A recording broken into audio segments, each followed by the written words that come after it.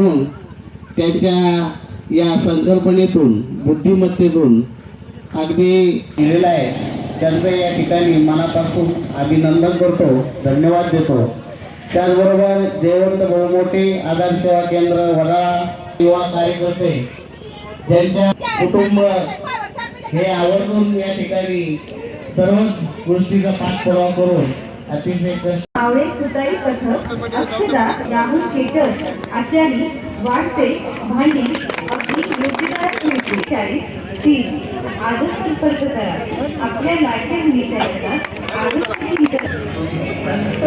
बाजूला जर आपण वृद्धाश्रम या बाजूने टाकला तर ती निश्चित सोय या ठिकाणी। आता सिस्टर यांनी सांगितलं की प्रत्येक शिक्षणामध्ये विद्यार्थ्यांना दिलं असेच एक विद्यार्थी रावसाहेबच्या गजरात स्वागत करूया। याला आपण ताईंसाठी वाजूया। नेवासा तालुक्यात आहे आणि आपल्या फतेपूर ग्रामस्थांच्या वतीने नेवासा आवर्जून उल्लेख करतो की मी अगोदर पण सांगितलं होतं की 16/8/2018 रोजी माननीय मुरकुटे साहेब या वृद्धाश्रम संस्थेच्या उद्घाटनासाठी राजू जाधव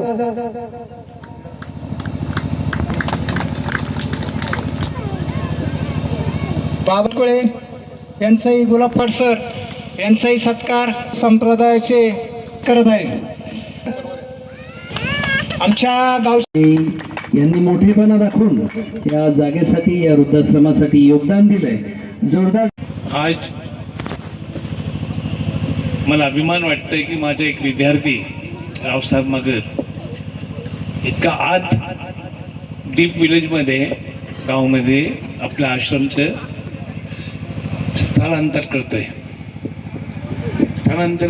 मी शरणपूर इथे पूर्वीचा जो आश्रम होता नेवासाजवळ आणि नंतर दुसरा जिथून आता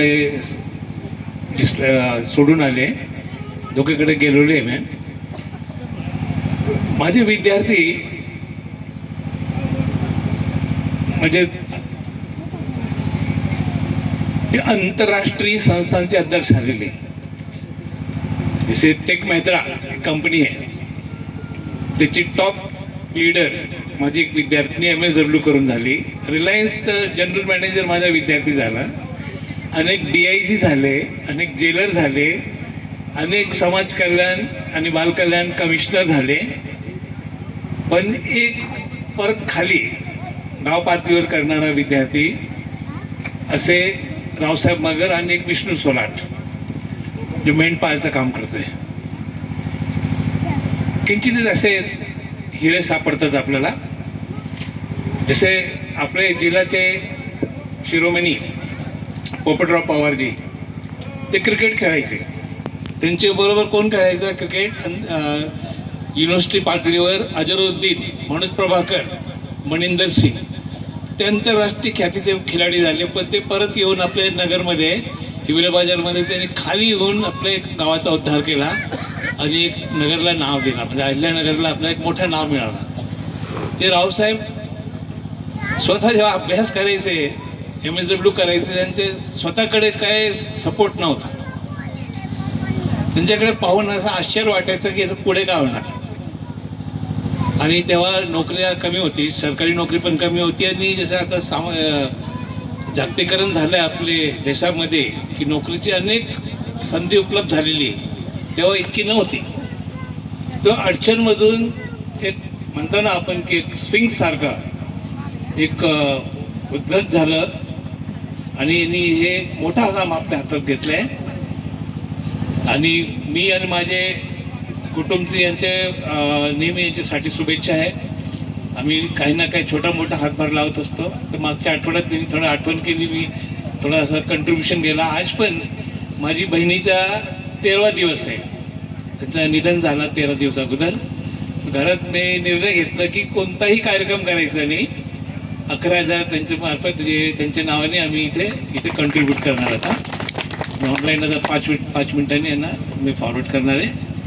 तर हे जीवन संध्यामध्ये आलेल्या लोकांसाठी काम करणे फार अवघड काम आहे। घरात म्हातारी असून किती अवघड असतं त्यांना सांभाळणं, किंवा म्हणजे ते चांगले असतात, मुलगा चांगला नाही किंवा सोनबाई चांगले नाही. मी अहमदनगर वृद्धाश्रममध्ये भरपूर फील्डवर्क केलेलं आहे, भाऊसाहेब फिरोदिया वृद्धाश्रममध्ये भरपूर फील्डवर्क केलं आहे. देशात अनेक आश्रम पाहिले, मदर टेरेसाला भेटलो मी, मोठे मोठे संस्था पाहिलेले. एक व्यक्तीला घरात सांभाळणे अवघड आहे, आणि असे जे बाहेर पडलेले किंवा जे अति कष्टपूर्ण परिस्थितीमध्ये, सामाजिक आणि आर्थिक स्थितीमध्ये पडलेले, भावनात्मक स्थितीमध्ये पडलेले, त्यांना सपोर्ट देणे फार अवघड काम आहे. आपण मोठे अधिकारी होऊ शकता, पदाधिकारी होऊ शकतो, आपल्याला भरपूर सपोर्ट असतो, पण अति एक छोटीशी संस्था चालवण्याची 2 इन्व्हेट का ना आले, किती अवघड असतं. फक्त विचार करणं अवघड आहे. आणि मी जे आता श्लोक म्हणालो ना, त्याचा अर्थ हे चलो एक साथ आए, एक साथ मिलकर सीखें सिखाएं, वीर बने तेजस्वी बने, और इस काम में कुछ गलती हो, एक साथ आने में, कुछ काम सीखने सिखाने में, तो एक दूसरे को क्षमा करें. तो राव साहब का सपोर्ट कीजिए. और मुझे बहुत गर्व हो रहा है कि फतेहपुर के सरपंच, उप सरपंच, हमारे आदरणीय, मेरे बहुत कम आदरणीय व्यक्ति हैं. जैसे मैंने पोपटराव साहब का नाम लिया, मेरे घर जैसे हैं, भाई जैसे हैं.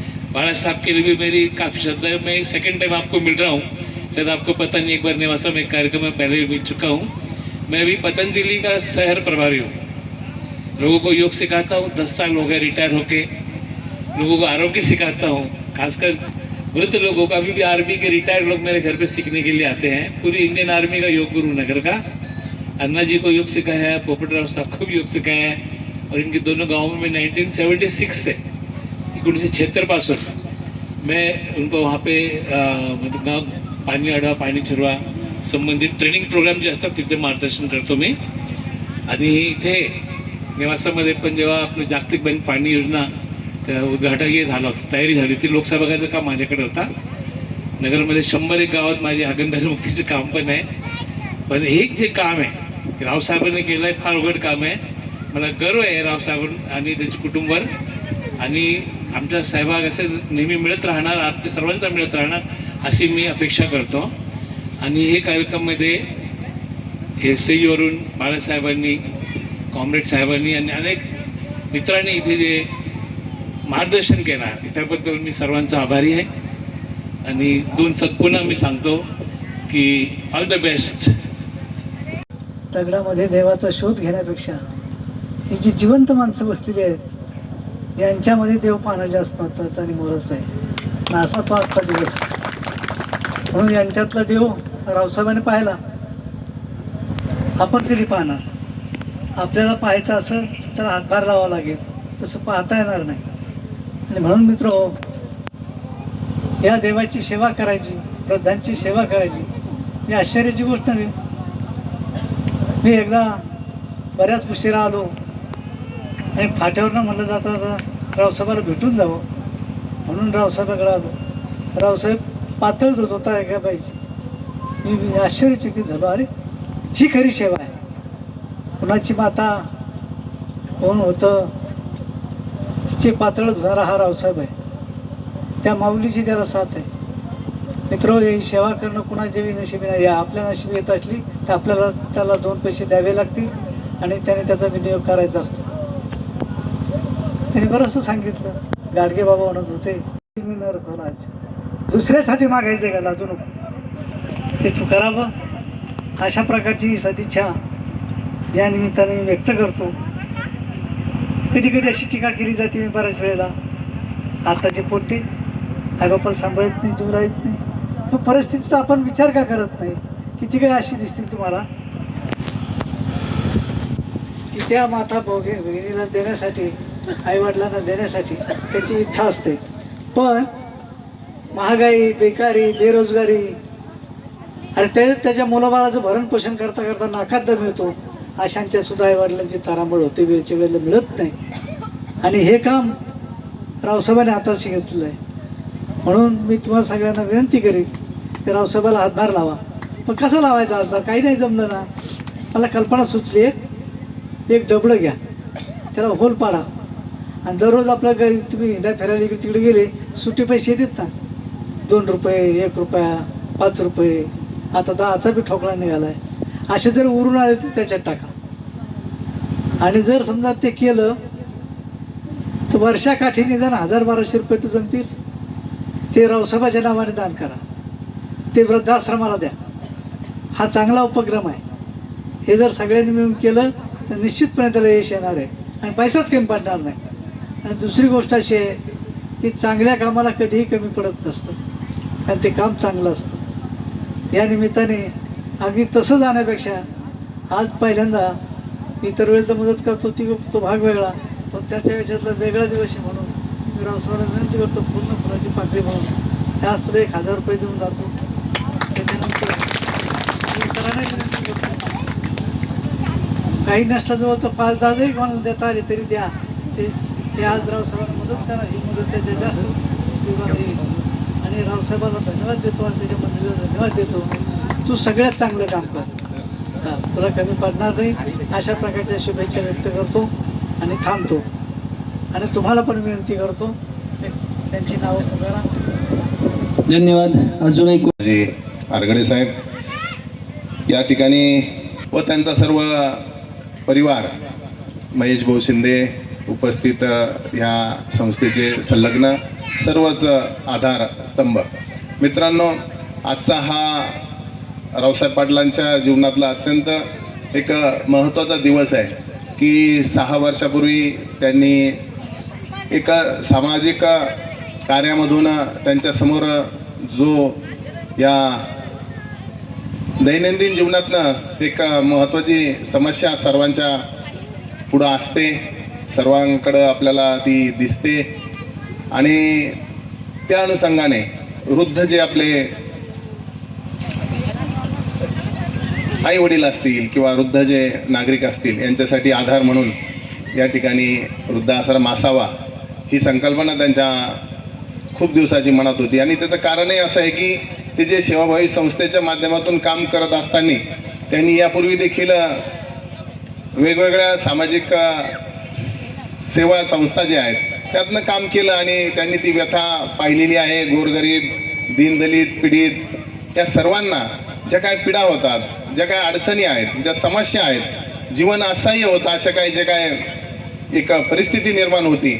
आणि त्या परिस्थितीतनं मग रावसाहेब हे गेलेले असताना त्यांना त्याची जाण होती आणि म्हणून त्यांनी कठीण काम, वृद्धाश्रम चालवणं, वृद्धाश्रम, अनाथाश्रम ह्या सगळ्या संस्था चालवणं हे काय सोपं काम नाही किंवा त्याला खूप मोठी आर्थिक मदत लागते. या ठिकाणी सामाजिक काम करत असताना इतरही अडचणीला सामोरं जावं लागतं. ज्यावेळेस त्यांनी याचा शुभारंभ नेवासा पाटे येथे 2019ला केला आणि त्यावेळेस देखील मला प्रश्न पडला होता की रावसाहेब पाटलाची माझी तर जुनी मैत्री होती. मी म्हणलं आता ही व्यक्ती कसं आता हा वृद्धाश्रम, हा आश्रम चालवेल. परंतु त्यांचा मनमिळावू स्वभाव, त्यांचा प्रामाणिकपणा यातनं सगळ्यांनी त्यांना सहकार्य केलं. आमच्या परीने आम्हालाही त्यांना जी जी काही मदत करता येईल ती केली आणि उद्याही करणार आहे. आणि हा वृद्धाश्रम चालवणं त्यांची आणि सामाजिक म्हणून आमचीही त्याला महत्त्वाची मदत असणं ही गरज आहे आणि ती करणार आणि त्यातनं आपण कुठेही कमी पडणार नाही. मला तर त्या ठिकाणी मदत आहे, ती मदत होणारच आहे. बाबा शेखसारखे सामाजिक कार्य करणारे आहेत या ठिकाणी असल्यानंतर इतरही सर्व कार्यकर्ते मुटकुळे पटेल आहेत. सर्वच आपण ग्रामस्थ आहात.